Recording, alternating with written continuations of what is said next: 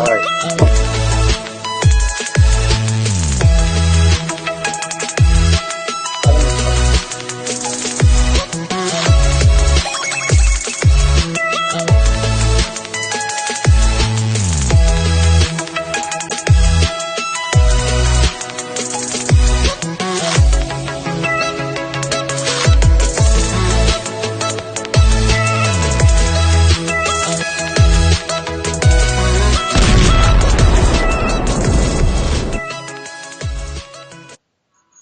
Hey, good morning. It's Ken Walls. Welcome to Breakthrough Walls. I have an unbelievably special guest on today.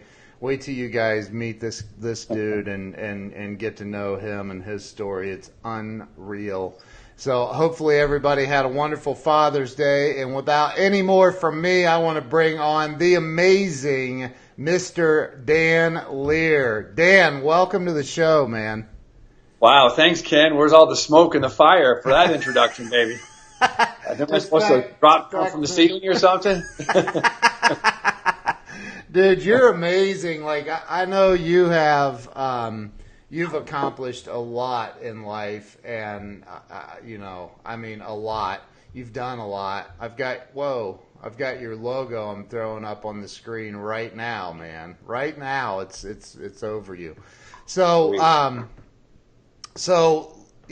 this show is about helping people have a breakthrough in life, and right. And I know that you are, I don't know, you could be called Mr. Breakthrough, like you're the man. So maybe we should start off a little bit different today and tell everybody just who you are and what you do for a living. Right, perfect. So, for a living, I do keynote talk. So, in the layman's terms, some people would call it a motivational speaker. But what I do is I get hired by companies like Xerox or who are looking for maybe they're having a big corporate kickoff meeting or a leadership or a speaker to come in and deliver a specific message. So I am what's categorized in the speaking industry as a corporate keynote speaker. So I get hired by companies. I come in and do my thing, inspire and give them tools to use to improve, and then I leave. And so I've been doing that since, I left Tony Robbins in 2000. So maybe I did about 10 years of freelance and coaching and there we go. So probably 2010, I really started my corporate speaking career. So you worked for Tony. I worked for Tony. How long did you do that? 6 years. Wow. Yeah. That's quite a deal, man. That was I'd say that was one of the big things in my life as far as getting me on a direction or impacting me or, just the exposure to what was happening in that culture on a daily basis was incredible. So I can't even imagine, man. I cannot imagine how intense that is all the time. Yeah. I think it's, I was my college basketball career and just understanding that, there's deadlines, there's commitments and responsibilities. And if you're not able to hit those commitments, then you don't play. It's kind of like the college basketball world. And so it was a real simple change. It wasn't a change for me at all. It was just a transcendence to a new game. So, but it was difficult. Most people lasted, if they were good, they lasted for about 18 months. Wow. And so, I saw a lot of people come and go. I was there for 6 years, kid.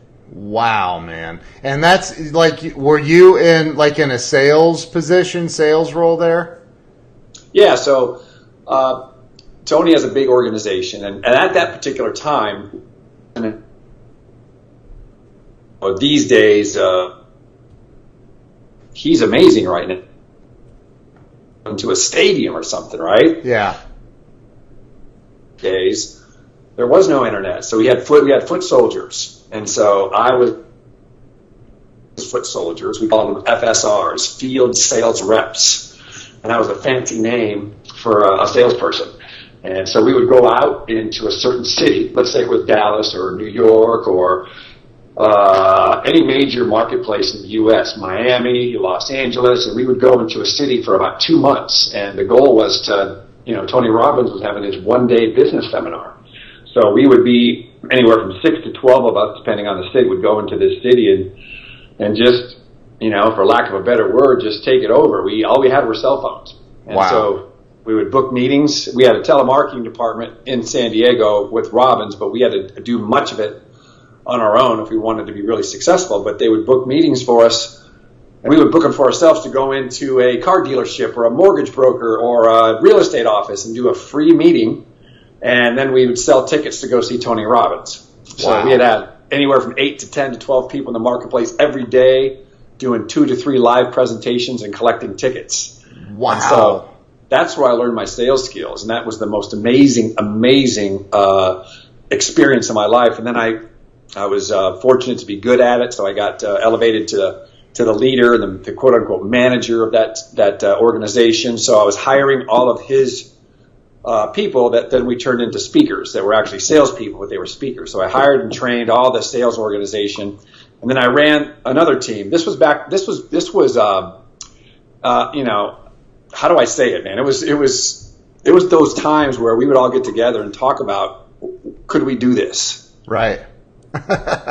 we were sitting with Tony and saying, can we sell a UPW, Firewalk, can we actually sell that in a corporate environment? Yeah. We'd never done it before, ever. And so we started a team, and this team would go out and do this presentation to offices. And back in those days, it was revolutionary because we were in front of business people selling them 3-day events, for whatever, $1,000. And anyway, so I was running 2 teams across the country, flying back and forth, and I had 2 kids at the time. Oh, wow. That were living on the. Yeah, so the part I didn't tell you is that in that part of that, I lived in 30 cities in 6 years, raising 2 kids and having a wife. It was crazy. Oh my gosh! Are you serious? I'm dead serious. Oh my gosh, man! Wow, your wife is a saint. Well, I don't have that wife anymore. So. Oh. Wow.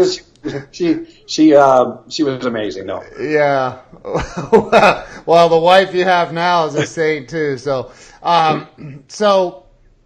let's back up a little bit because how tall are you? You're pretty tall.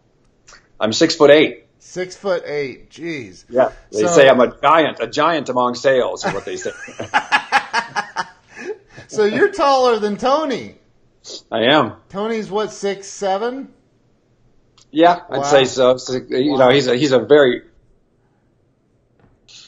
big shoulders, big man. So he's a big guy.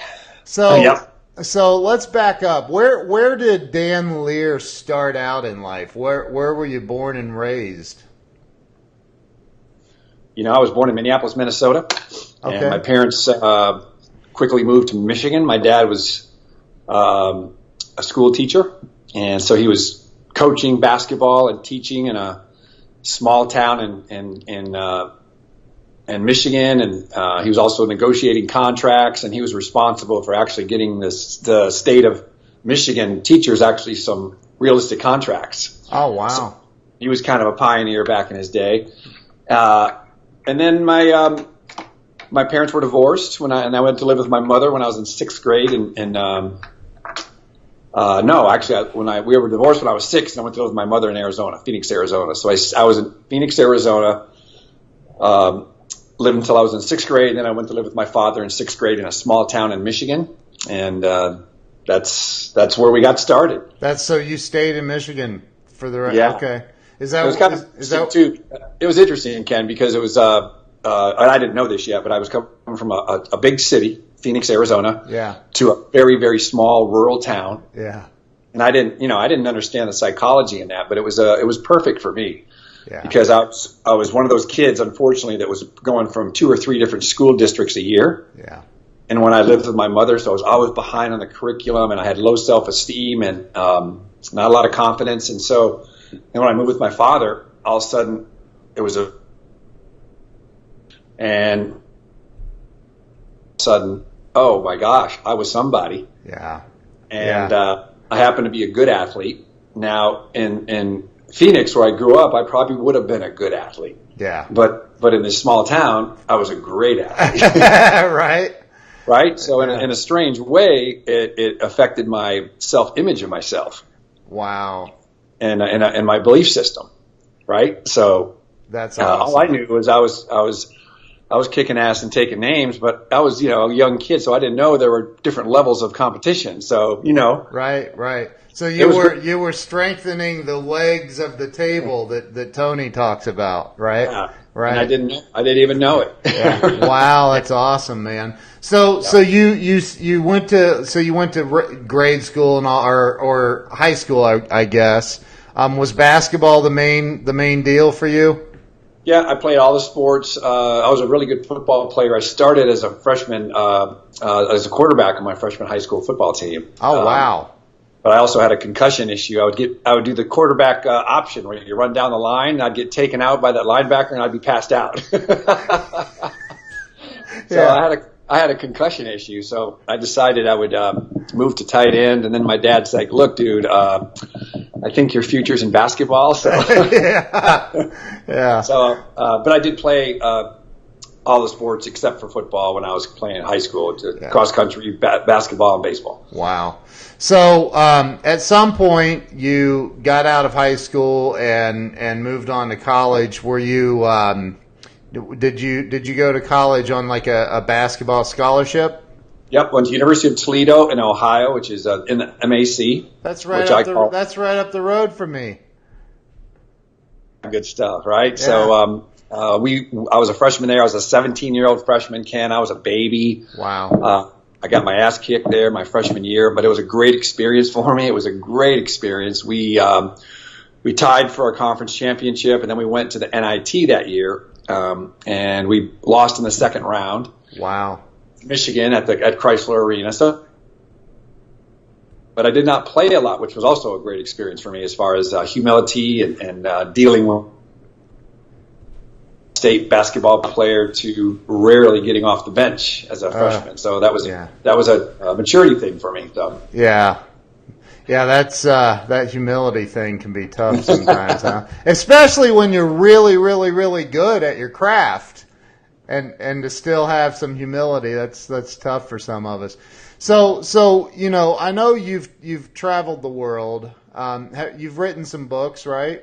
Yep. I have 4 books that I've written. Okay. What are those books? Let's talk about those. Well, the first book I wrote, and it was about circa 2003-ish. It was called The 10-Minute Coach. And that was right after I had spent, I think I was on Home Shopping Network for a couple years prior to that. And so, but I wrote this book called The 10-Minute Coach. That was back in the day where there really was no self-publishing. We did a normal publishing campaign with a publisher and a marketing situation. So it was a good book for me. Then the next book I wrote, let me think what that book was. The second book I wrote, I think, was a book. You get a kick out of this, Ken. So I wrote this book. It was entitled Men. Okay, that was the title of the book. Oh, wow. I wrote this book with a colleague of mine named Mike Lindstrom, who I hired at Tony Robbins years ago. Uh-huh. And the book was called Men, and the subtitle was, what was the subtitle? 10 things ten things women should know from 2 guys that do, or something like that. Oh, jeez. Yeah. And so it was really interesting because the way this all came about, now this is, I'll see if I can summarize this story because you had no idea these layers were here, but we did this event. It was called the IPO. It was called the International Players Only. And we did a live event, and we basically had people come in from. I was on the Howard Stern show. You were? Yeah. We sold out in about 10 minutes. Wow. And so at the time, it was called Bachelor Boot Camp, and so it was targeted for guys who were, basically, for lack of a better word, needed help getting laid, right? that's kind of who the target market was, because we were talking about the psychology of relationships and men and what women really want and all this stuff. And it was really, we had about 20, only it was a small group, 20, 25 guys. They paid $3,000 each for 3 days. Wow. And and we were covered, the whole thing was covered by the Today Show, Inside Edition. Oh my gosh. It was crazy. How did two guys, cause you were pretty young then. Like, well, you were, I was probably, it was 10 years ago. So, I wasn't that young. I was in my 40s. Oh, really? Okay. Yeah. Okay. So how do you get all that publicity though we just made it happen, dude. We just made it happen. And then, we had a publicist at the time. Oh, okay. Yeah. And so anyway, it was awesome. And what transpired from that, we had all these women wanting us to come talk to them about how to communicate with men. Wow. So we would throw these parties at these high-end, these women would hire us, right? They would hire Mike and I to come out. They would have full drinks, and it would be all women. Oh, my gosh. Mike and I up on bar stools. And lack of a better word, about 80 women that were hammered talking to us about sex. Oh, my God. It was incredible.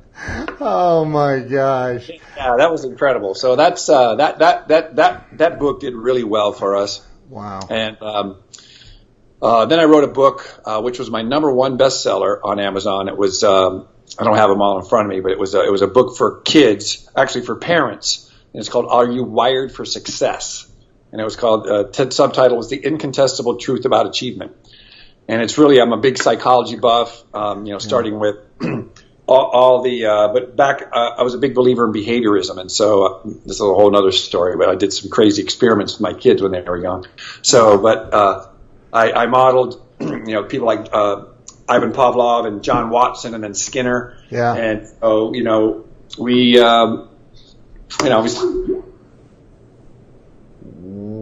Whoa, we just lost his connection there. Hang on real quick. Let me get him back.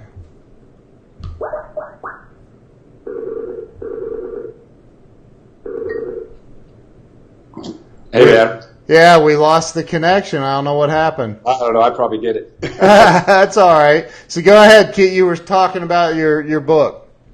Oh, yeah.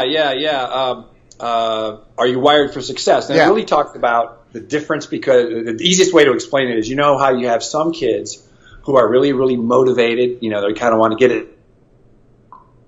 You classify as slackers, right? Yeah, and so it talks about how the parents create the psychology that goes into those two types of behaviors, because it really starts with the parents. It's the environment the kids are raised that cause them to be either slackers or to be motivated. Yeah. And so that's what the book's all about. And then my final book is a great book. It's for people who want to improve their public speaking skills. It's not how to be a motivational speaker. It's public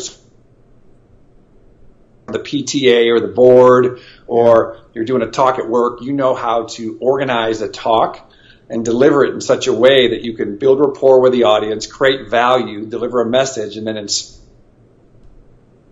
really what a public speech is all about. What's it called? That book is called Present Better Than Steve Jobs, and it's Secrets to a Perfect Presentation. Nice. Yeah. Man, I thought I had one of your books around here somewhere, and I couldn't find it before the show. So I'm gonna get on Amazon later. So here's the thing. I think, and by the way, we're having some of those internet freezing issues. So if I look at you with a blank stare, it may be because I didn't hear what you said, but that's all right. It's technology rocks, doesn't it? Right.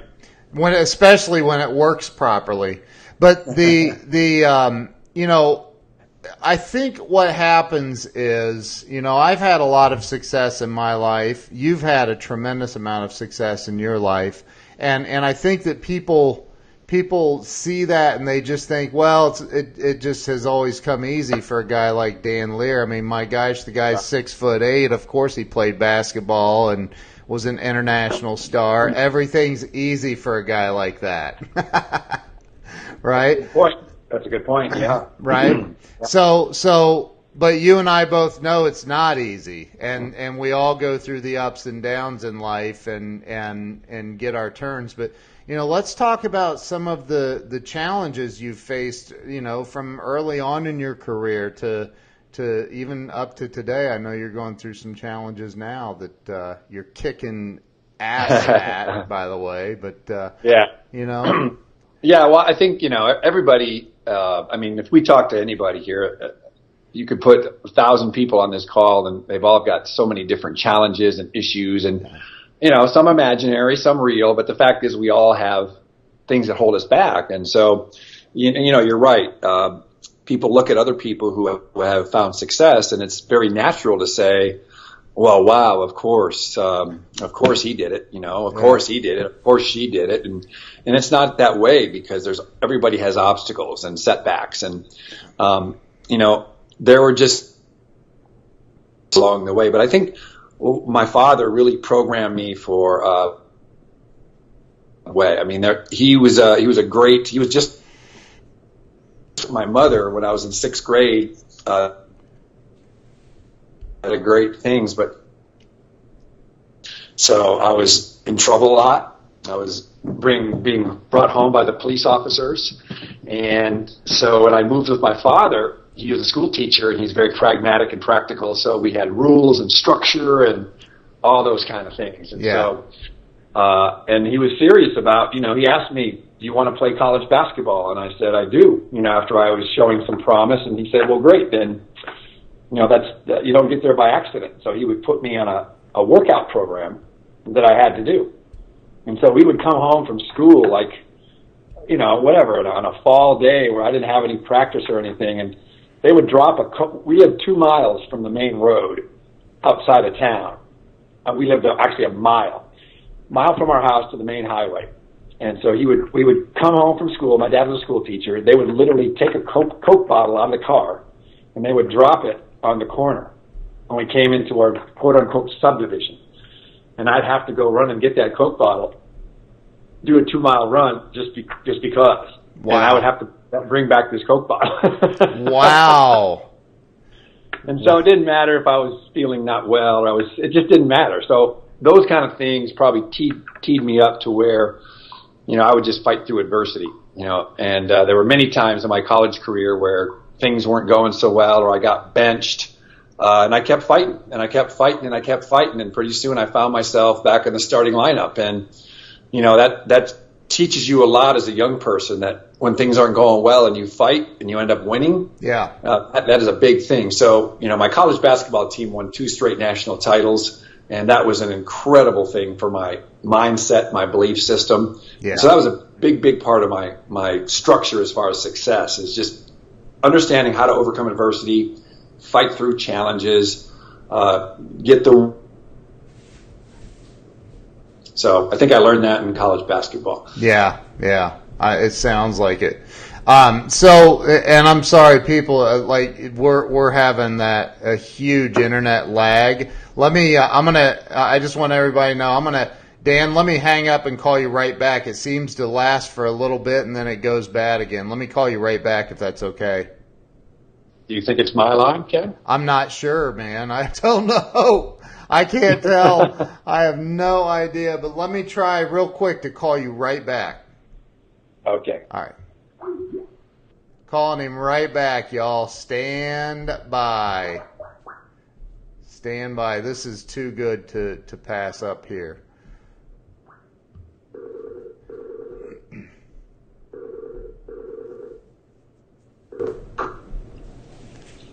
Okay, let's try it again. Yep, you're coming in clear now.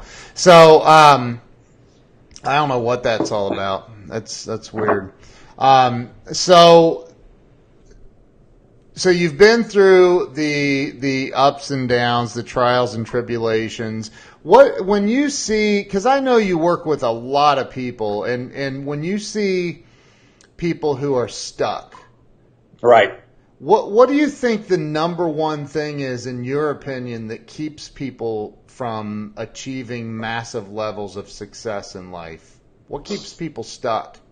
That's a great question. I think there's multiple answers to that, and yet the answer that I'll give you is it sounds so elementary, and it sounds a little bit slippery, but it gets down to their mindset and their belief about who they are and where they're going. And again, it sounds wishy-washy and it sounds intangible, but it really gets down. I believe that 90% of our success gets down to our mindset and what we believe every day. And most people, or many people that are stuck, because of their own reasons. And I know that sounds cliche, but that's the truth about it. Yeah. I completely agree with you. So when you have people come to you that are stuck, they're in a situation, they don't know what to do. I'm sure you've had many people come to you, because I know you go. I've seen the meet and greet lines after you do your talks, and I'm sure people just pour their hearts out to you, right? And so when you see people, when they ask you, like, what do you say? How do you motivate somebody into having a different, better mindset? What do you say to them? Like, that's the thing is, I think we've been through that, where it's like you get into this cyclical pattern in your head that you can't, like, how do you interrupt that pattern? That's a good question. First of all, you have to. I don't do a lot of those kind of. It's more of if somebody really wants to know those things, that's obviously more of a coaching situation, right? Right. It really gets down to, like I said, their mindset. So, Ken, if you were talking to me and you were saying, hey, I'm stuck, whatever. Yeah. I would ask you, or I can't get myself to do this or that, and I would ask you some questions. I would ask you to tell me about how that happens. Yeah. For example, there are things that go through people's minds before they make a decision, right? They have to they prove it to themselves. So I'll give you an example, like about the guy that, he says, man, I just can't get a date, man. I'm not able to get a date. Nobody go out with me. Matter of fact, I'm not even able to go up to talk to that girl. And so the guy says, well, geez, can you teach me how to do that? And he goes, what do you mean? And he goes, well, can you teach me how to feel like you do so you don't go up and talk to a woman? And he goes, well, I probably can. He goes, so what do you think about first thing when you see the girl? He goes, well, I think about, wow, she's so beautiful, she'll probably never go out with me. And then I imagine myself going up to talk to her as I'm fiddling around with my French fries. And then I walk up to her with my head down, and I ask her really weakly, would you like to go out with me? And of course she laughs and says no. And then I shake my head and come back home, and I go turn on a TV and I buy a 6-pack. Right. Right. So they've already have it in their head about what's going on. So when people go through these things where I'm not able to do that, or I'm not able to get myself through that, what you want to ask them is, well, tell me how to do that, because they already have a set of pictures they've created in their brain for how it was down. Right? Yeah. So what I share with people is that half of the things that you and I believe, Ken, aren't true. And so you might as well think positive and believe positive things, since half of the things aren't true anyway. Love that. Right? So if you believe that, I'm going to be the next, whatever, if you believe that, I'm the next Oprah. Right. Well, it's better to believe in that than believe in the fact that I'm going to be nobody. Because dude, love that, neither man. one of them are necessarily true, but the positive one propels you to higher ticket. It's like it's such a game. It's the mind, what's in your mind, and the visions and the images you play for yourself, and the language you use on a daily basis. Yeah. And so, but that's a trainable skill. That's a learned skill, Ken. Yeah. And but it's not easy to do. And how did your books? You probably teach some of that in your books. I don't quality. Doing some of that in my one day. your mind for success. Again, it's just one of those, it's more of an experiential thing. Yeah. You can go to a seminar and they can teach you, here's how many calls you need to make if you want to be a successful prospector. Right. But if you don't have the mindset or the belief in yourself that you can earn 250 grand or 500,000 or whatever, you won't even make those phone calls. Right. So it really gets down to, again, it's one of those things that it's more of an experiential thing. Like you mentioned the table legs, which we call reference on the quote unquote tabletop. Yep. And so what I do at my one-day programs is I have people identify what their disempowering beliefs are, which are their table legs that are holding up their table right now. And we take those out and we replace them with new ones to give them a different sense of who they are. Right. And then we get reps, right in the event. And I give them 4 different strategies to help them reprogram their mind, because it's not something you can just say, okay, now I'm a top producer. Yeah. It just doesn't work that way. So, and are you doing, because I keep seeing your ads on Instagram and Facebook, man. So are you doing some one-day things around the country right now? Yeah. So what's interesting kind of with my career is because of my background, when I first left Tony Robbins, I started out in the public seminar business. So I was selling seminar tickets to see myself. So I was doing one-day programs. Okay. And then I decided when I moved to Las Vegas that I would focus on the corporate market and just be a corporate speaker. So now I get hired by companies. Yeah. And now because of the internet, and if you look out there, it's much, I would say, not easy, but it's a different game. So now you can go out and promote your own events. Yeah. You don't have to have foot soldiers. And so now I'm doing private events like for AT&T and Verizon and for Pfizer, but I'm also doing public events with Les. I'm doing 2 more events this year with Les Brown. Wow. And I'm going to do some events with myself as well. And so very excited about what's happening here in the future. Yeah, I think I saw Charlotte, North Carolina. Yeah, we just did Charlotte. Yeah. And you're going to come to Columbus, Ohio. I just know it. You might have a foot soldier over here helping you, man. Come on. I hear you. Yeah. But I know you're doing some stuff, and I for those that follow you on social media, you're a freaking champion, dude. You're going through some stuff right now, and you're just grinding through it and getting unbelievably positive results. And I truly believe that has so much to do with your mindset, man. And I believe that too. Thank you. Yeah. By the way, are we still freezing up, Ken, or is it good? It's good at the moment. It's been off and on. It's good though. It's good right now. It's perfect. All right. So those who haven't followed me on social media, I have a very rare and non-curable blood disease called amyloidosis. And my particular type is called cardiac amyloidosis. And so in layman's terms, what's happening is it's kind of like a multiple myeloma where it's developed in the plasma within the bone marrow. So the plasma makes proteins that go out in your body. And this is really interesting. So how proteins get used is they get folded into different type of shapes. So just hypothetically imagine this plasma comes out and the proteins get folded into squares or stars. And these squares and stars go to your body and they do good things. But it's based on their shape or their fold, how they're folded. Some of my proteins don't get folded. They're just not useful. And they're perishable and non-biodegradable, but they get sticky. They're sticky proteins, and that's what amyloid means. It's a Greek word for sticky, and they stick onto your organs. And the amyloids in my system have stuck onto my heart. And so what they do is they stick on there, and they start to fixate, and they get stronger, and they start squeezing it, and pretty soon your heart is stopped.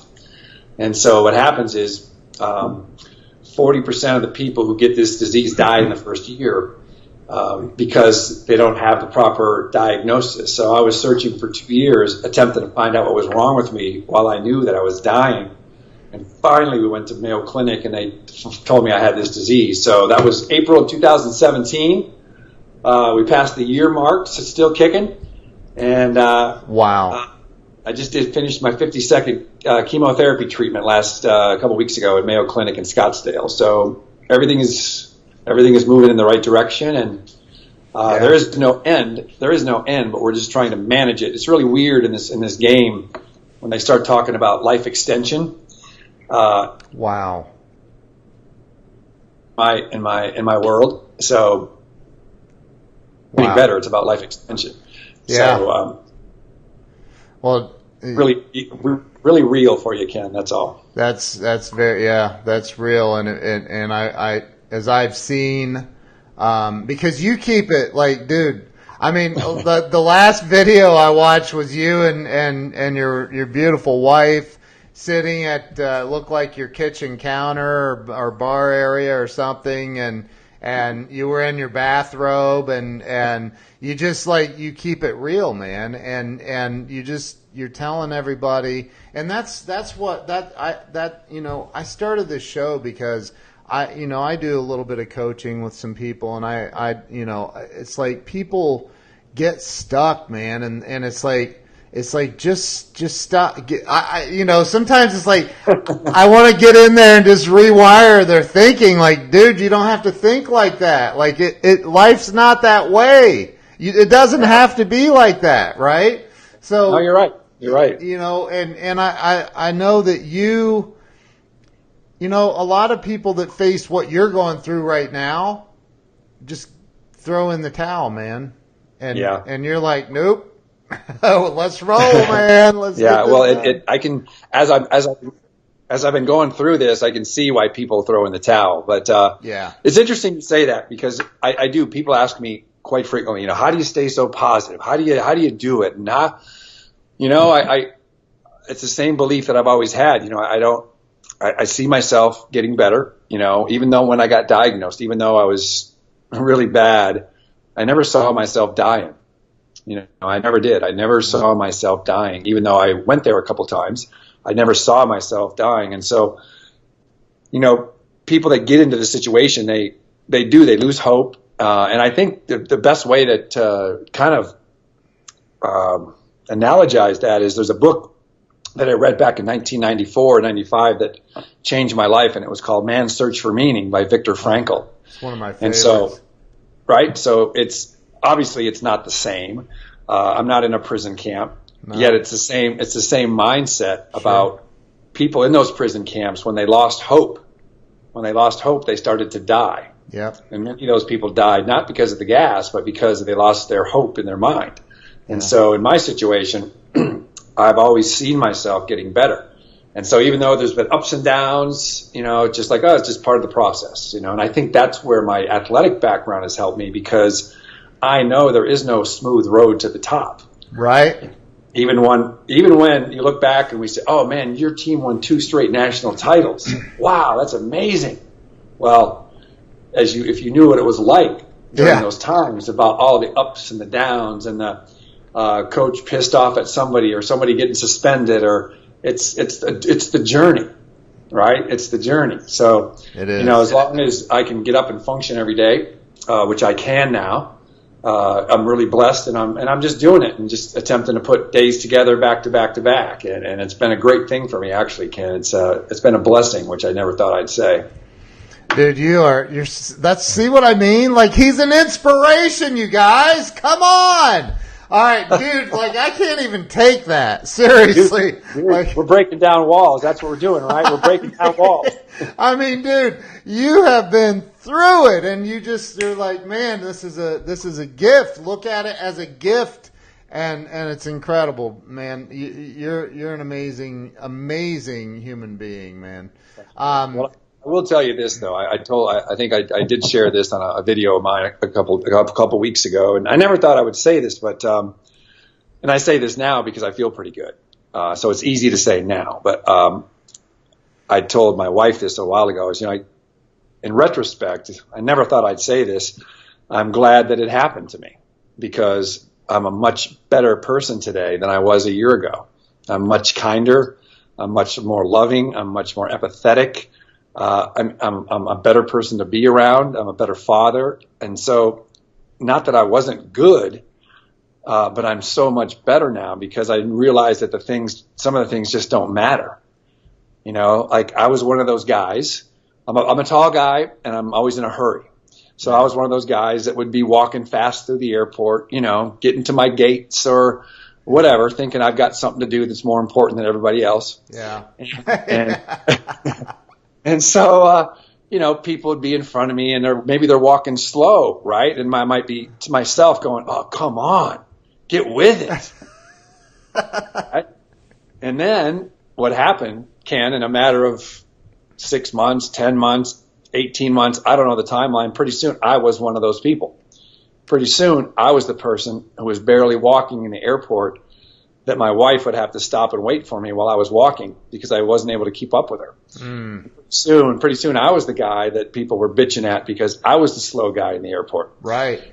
So here I am looking at myself as I would look at other people. And so it was a real introspective growth process for me to realize how impatient I am and how judgmental I was and how it's just not necessary, man. It didn't do me any good. It didn't help me. Didn't help me close more deals to be impatient. It didn't help me to make more money to be a dick. It didn't help me to do all those things. Right? It doesn't, man. You know, a client of mine, a dental buddy of mine, he's a dentist. I built his website years ago, and I remember, I'll never forget this, and I haven't been in his office in probably 7 or 8 years now, but like, he has this sign, it's hanging in his personal office in his dental practice that says, you're either living a life of humility or you're headed for one. I like that. Right? I like and that. I think that people give the word humility like they give it this meaning of you're weak or you're and me personally, I believe that humility is just, you know, not thinking so much about yourself as you do as, you know, thinking about others more. And you know, like, dude, this is it, man. This isn't a practice round, right? This is real life, and you're living it. Well, I'm living it. We all go through the crap, man, and that's why I wanted you on here, because your freaking attitude is what people need. More people need that, man, because when you hit the wall, and we all do, it's you know, mainly up here, as Viktor Frankl talks about. He said, you know, I'm paraphrasing, but he said, hey, he realized that the German soldiers could take everything from him except for his mind. Yep. And once he realized that he had that cognition, like, they can't take my mind. Yep. My God, that's right. They can't take my mind. Yep. Right? And so he invented logotherapy. And so, but you know, dude, you're an amazing human being. You're a human doing. And I you know, I support the heck out of you. As I've told you a million times, you're always in my thoughts and prayers, you and your family. You're amazing. So, how can everybody follow you? Right. So following me is easy. I'm on the same. It's Dan Lier, DanLier. And Dan Lier is, you can follow me on Twitter. You can follow me on Instagram. You can follow me on Facebook.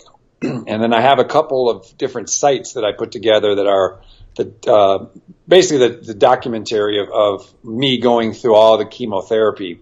And if you go to YouTube, you can just do a search for My Journey for Success. If you just do a search for Dan Lier, it'll say My Journey for Success, and that's a whole basically channel based on my going through amyloidosis. And I have the same thing on Facebook. I've got another channel on Facebook for amyloidosis. But the key is, Ken, you know, I'm a big believer in training and reps, because nothing happens without repetition.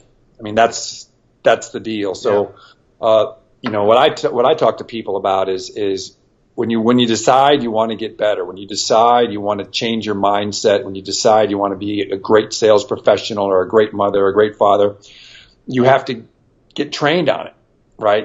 Someone just doesn't tell you. That's right. Yep. I mean, there's two ways to learn, right? The school of hard knocks, and then there's the other school of learning from somebody else. And so I put together an online training platform that I know you're very familiar with. Yep. And it's called crushyourquota.com. And so if you go to crushyourquota.com, you can literally go into my online training platform, which you know is a multi-million-dollar platform. Yeah. Off the charts, and people can literally go in and get trained every day. And Ken, I'm totally embarrassed to say that the price is $199 right now.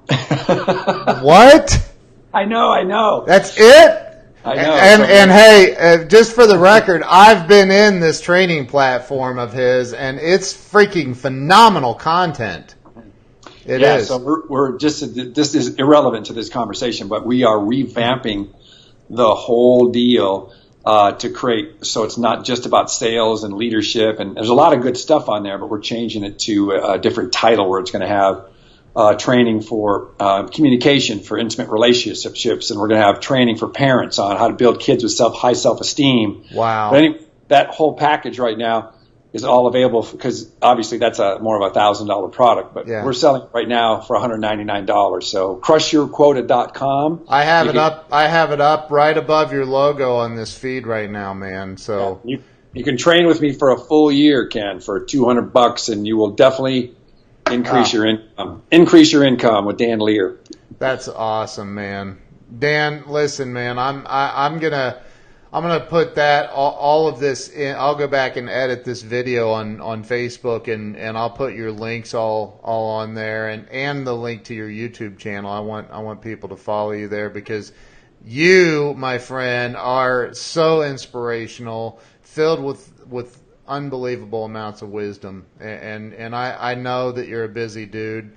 Thank you so much for coming on today. I really mean that from the bottom of my heart. So awesome. Yeah. Everybody go get signed up for crushyourquota.com right now. Go get it. It's $199, man. That's nothing. Ken, thanks for having me on, man. You're a true inspiration. I know you've overcome a lot of adversity yourself. A lot of the show, breaking through walls, baby, breaking down some walls. So thank you for having me on. I really appreciate it. Dan, it's the honor's mine. So, all right, everybody, thank you to everyone who shared this out, who's been on here, follows me, follows Dan. Thank you to everyone. You guys have an awesome day. Dan, thank you once again. Thank you so much for being on here, and we'll see you guys all real soon. Dan, don't hang up. Don't hang up. All right, see you guys.